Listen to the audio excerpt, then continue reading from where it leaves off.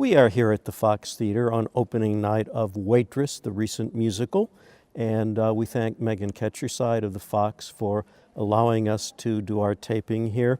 Well, Bob, this is an interesting and very enjoyable musical. I think it must be very hard to do a big Broadway musical about what's essentially a very small story that originated in the movie about very ordinary people and about ordinary things. And I thought this all-female production team just did a wonderful job of not overpowering a really small and sweet story with some really wonderful creative work by... You said all female, but not the cast. No, the creative team. Part, yes. Yeah.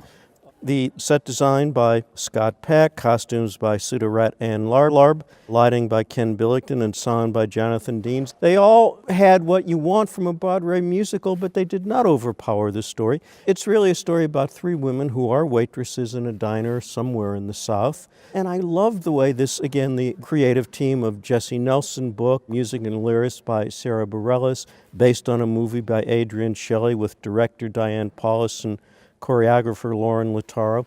I thought they did a great job of creating a wonderfully intimate relationship between these women. So I really cared about them and really enjoyed watching how they interacted.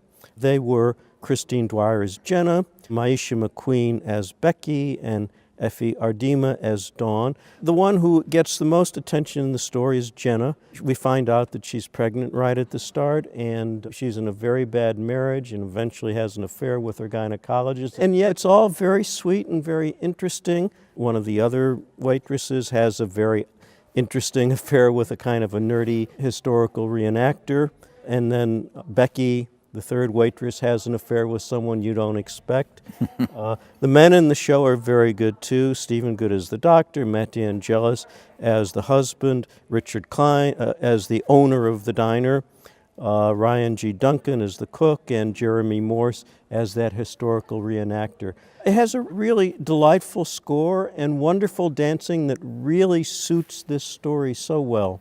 Well, I think you enjoyed it more than I did. It's very pleasant, a little almost too sweet, and the music is not the usual Broadway musical comedy kind of, more country kind of music. Pleasant, not great, didn't blow me away, but beautiful performances, and as you say, it's just a lovely treatment of the story. And it did blow me away. Okay, well, let's hear some of the music.